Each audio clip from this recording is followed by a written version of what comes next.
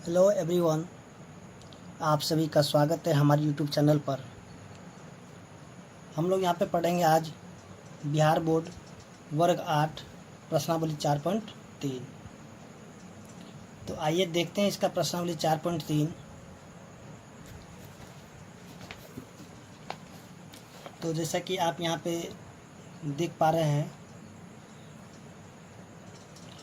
कि प्रश्नावली 4.3 में जो दिया हुआ है प्रायिकता, तो इसका जो 1 नंबर क्वेश्चन दिया हुआ है कि 2 सिक्कों को एक साथ साथ उछाला जाता है, तो एक सिक्के के चित आने की क्या प्रायिकता है। तो आइए हम देखते हैं इस क्वेश्चन को। तो सबसे पहले यहाँ जो है लिखेंगे 2 सिक्कों को एक साथ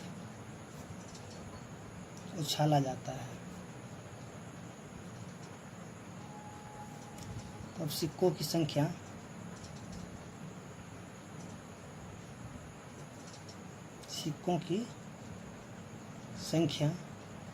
क्योंकि यहाँ पे 2 सिक्कों को उछालते हैं, यहाँ पे सिक्कों की संख्या हो जाएगा 2। उसके बाद जो है यहाँ क्वेश्चन में दिया है कि एक सिक्के के चित आने की प्रायिकता क्या है। तो हम लिखेंगे एक सिक्के के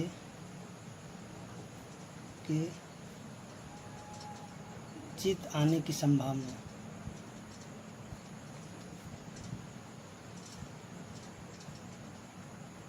बराबर 1। तो इसका हमें प्रायिकता निकालना है। तो हम यहाँ पे लिखेंगे कि एक सिक्के के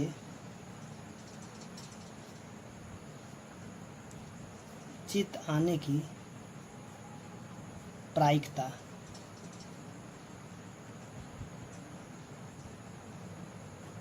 बराबर, यहाँ पे एक चित आने की प्रायिकता होगा 1। अब सिक्कों की कुल संख्या कितना है 2, तो यहाँ पे लिखेंगे 2। तो इस तरह से इसका आंसर जो हो जाएगा 1/2।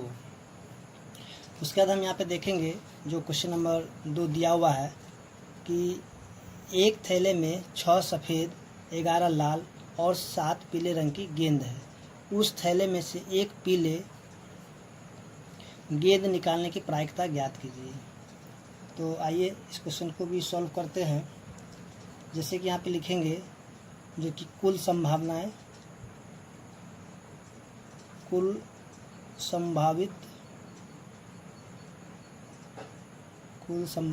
या कुल संभावनाएं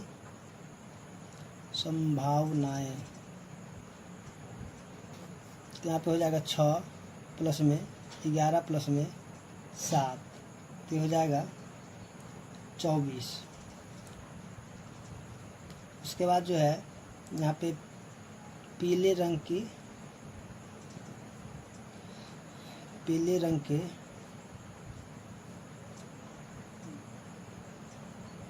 कुल गेंद, पीले रंग की गेंदों की संख्या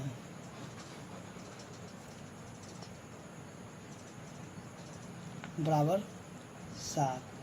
तो यहाँ पे जो है क्वेश्चन में बोल रहा है कि पीले गेंद निकालने की प्रायिकता ज्ञात कीजिए। तो हम यहाँ पे लिखेंगे इसलिए पीले रंग की गेंद की प्रायिकता, तो यहाँ जाएगा 7। यहाँ पे कुल गेंदों की संभावना है 24, आप लिखेंगे 24। तो इस तरह से इसका जो आंसर है 7/24 हो जाएगा। उसी तरह हम देखेंगे यहाँ पे क्वेश्चन नंबर 3 जो कि यहाँ पे दिया हुआ है अच्छी तरह से फेंटी हुई 52 ताशों की एक गड्डी में से एक इक्का प्राप्त करने की प्रायिकता क्या होगी। तो आइए हम देखते हैं इस क्वेश्चन को। जैसा कि क्वेश्चन नंबर 3 में दिया हुआ है, तो सबसे पहले जो है ताश की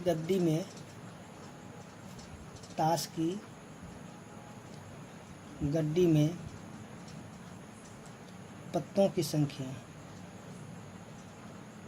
ताश के पत्तों की संख्या हो जाएगा, यानी पत्तों की संख्या।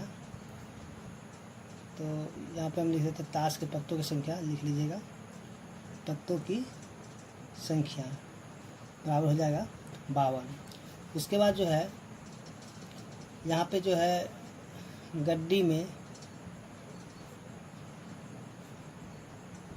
इक्कों की संख्या बराबर कितना हो जाएगा, यहाँ पे 4 हो जाएगा। उसके बाद जो है एक इक्का प्राप्त करने की प्रायिकता क्या होगी, यहाँ पे लिखेंगे इसलिए एक इक्का प्राप्त करने के लिए, एक इक्का प्राप्त करने की प्रायिकता तो हो जाएगा 4 और कुल पत्तों की संख्या है 52, तो इसको काट देते हैं 1/13। तो इस तरह से इसका आंसर हो जाएगा 1/13।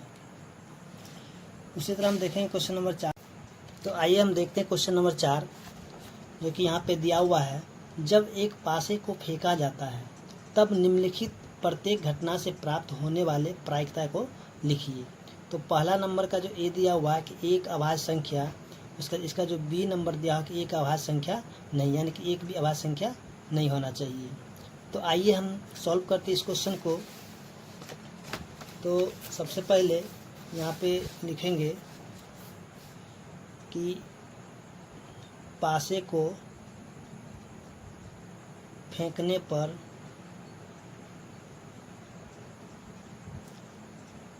आने वाले अंकों की संभावना।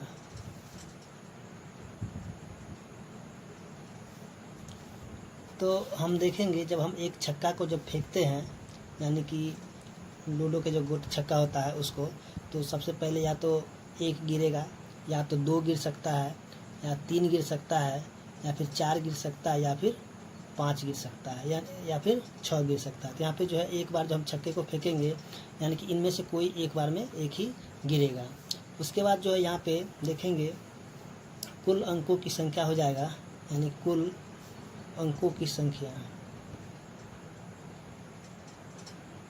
तो कुल अंकों की संख्या 1 2 3 4 5 6, तो यहाँ पर जाएगा 6। तो अब हम इसका जो ए नंबर है, पहला का ए नंबर है, उसको देखेंगे कि एक अभाज्य संख्या। यहाँ पे जो है देखेंगे अभाज्य अंकों की संख्या, अभाज्य अंक, ये अभाज्य अंकों की संख्या। तो हम देखेंगे अभाज्य संख्या यहाँ पे कौन कौन है, 2 है, 3 है और 5 है। तो यहाँ कितना हो जाएगा, 3 हो जाएगा। उसके बाद जो है एक अभाज्य संख्या की प्रायिकता, तो यहाँ पे लिखेंगे इसलिए एक अभाज्य संख्या की प्रायिकता बराबर यहाँ हो जाएगा 3 और कुल अंकों की संख्या है 6, तो यहाँ लिखेंगे 6। इसको काट देते 1/2, इसका आंसर आ जाएगा। उसी तरह इसका जो बी नंबर क्वेश्चन है उसको देखेंगे, जो कि यहाँ पे दिया हुआ है कि एक अभाज्य संख्या नहीं, यानी कि इसमें जो अभाज्य संख्या जो है उसको हम छोड़ देंगे। तो यहाँ पे जो है एक अभाज्य संख्या, एक भी अभाज्य संख्या,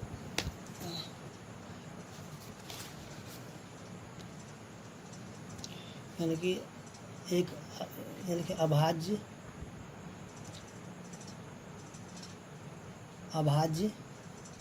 संख्या छोड़ने पर, जब अभाज्य संख्या को हम छोड़ देंगे तो यहाँ पे बच जाएगा 1, इसके बाद हो जाएगा 4, इसका 6, तो यहाँ पे हो जाएगा कितना आ जाएगा 3, यानी कि इसका जो अभाज्य संख्या जब छोड़ देंगे तो यहाँ पे बच जाएगा 1, यहाँ पे हो जाएगा 4 और यहाँ पे हो जाएगा 6। तो यहाँ पे संख्या कितना आ जाएगा 1 2 3, तो यहाँ पे हो जाएगा 3। उसी तरह यहाँ पे लिखेंगे एक, इसलिए एक अभाज्य संख्या नहीं की प्रायिकता, नहीं की प्रायिकता बराबर आ जाएगा 3 और कुल अंकों की संख्या है 6, तो लिखेंगे 6। तो काटने पर हो जाएगा 1/2, इसका आंसर आ जाएगा। उसी तरह हम देखेंगे इसका जो क्वेश्चन नंबर 2 है, यहाँ दिया है कि 4 से बड़ी एक संख्या, 4 से बड़ी एक संख्या। तो हम लिखेंगे 2 का पहला 4 से बड़ी अंकों की संख्या।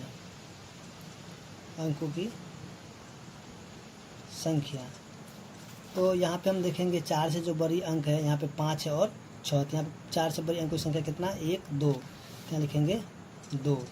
इसका इसलिए यहाँ पे जो है 4 से बड़ी एक संख्या की प्रायिकता तो हो जाएगा कितना, 2 और कुल अंकों की संख्या है 6। तो यहाँ लिखेंगे 6। काटने पर 1/3, इसका आंसर आएगा 1/3। उसी तरह हम देखेंगे कि जो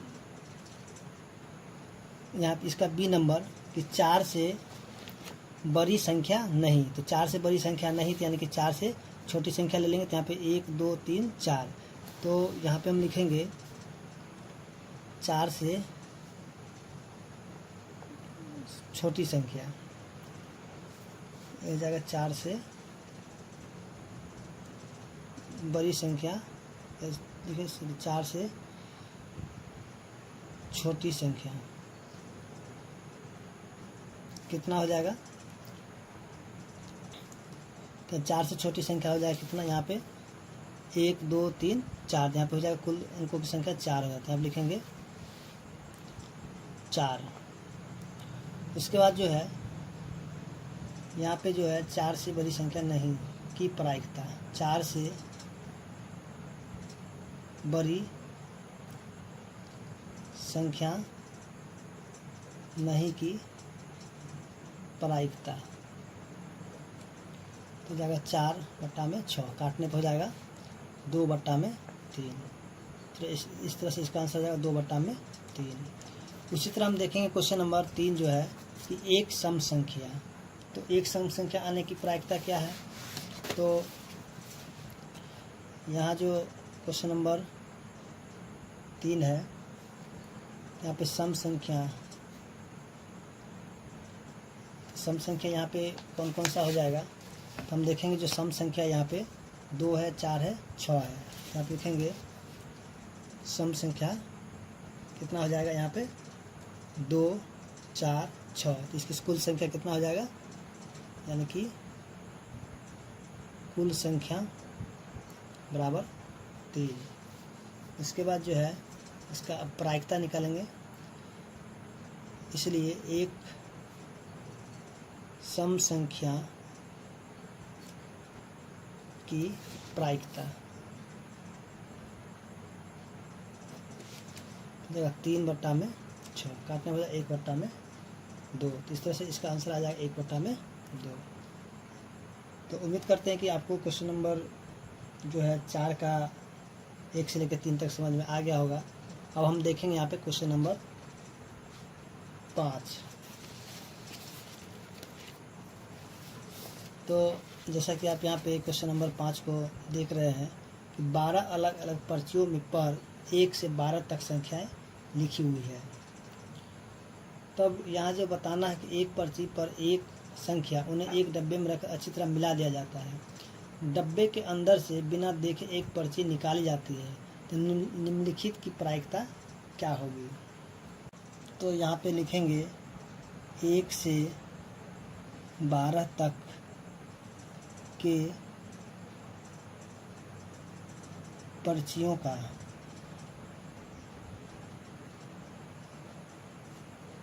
को निकालने का संभावित परिणाम। तो 1 से लेकर 12 तक की जो पर्चियों की संख्या होगा 1 2 3 4 5 6 7 8 9 10 11 और 12, यानी कि 1 से लेकर जो 12 तक की जो पर्ची होगा उसको निकालने में या तो 1 निकलेगा, या तो फिर 2 निकलेगा, 3 निकलेगा, 4, 5, 6, 7, यानी कि कुछ भी निकल सकता है एक बार निकालने पर। उसी तरह जो है यहाँ पे देखेंगे कुल परिणामों की संख्या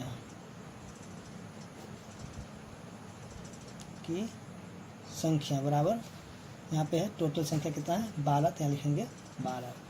तो इसमें जो है पहला जो क्वेश्चन है संख्या 5 प्राप्त करना। तो यहाँ पे संख्या 5 प्राप्त करने की जो है संख्या 5 की संभावना, संख्या 5 निकालने की संभावना, यानी कि निकालने की संभावना।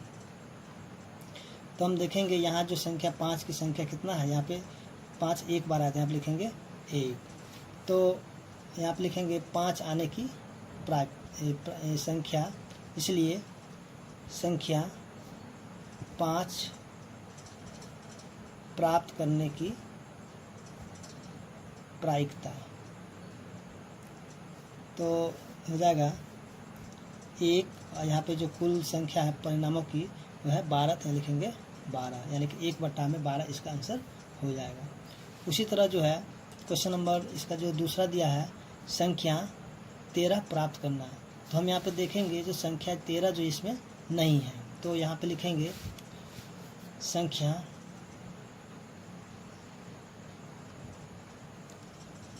13 निकालने की संभावना। यहाँ पे संख्या 13 नहीं है, तो यहाँ पे इसका संभावना क्या हो जाएगा 0। उसी तरह लिखेंगे संख्या 13 प्राप्त करने की प्रायिकता, तो ये हो जाएगा 0/12, तो इसका आंसर हो जाएगा 0/12, मतलब इसका आंसर हो जाएगा 0। उसी तरह हम देखेंगे क्वेश्चन नंबर 3। तो यहाँ पे दिया है संख्या 1 से 12 तक में से कोई एक प्राप्त करना, यानी संख्या 1 से लेकर 12 तक। तो यहाँ पे 12 यानी कि संख्या 1 से 12 तक की संख्या, तो हो जाएगा 12। उसके बाद जो है यहाँ पे लिखें, इसलिए संख्या 1 से 12 तक प्राप्त करने की प्रायिकता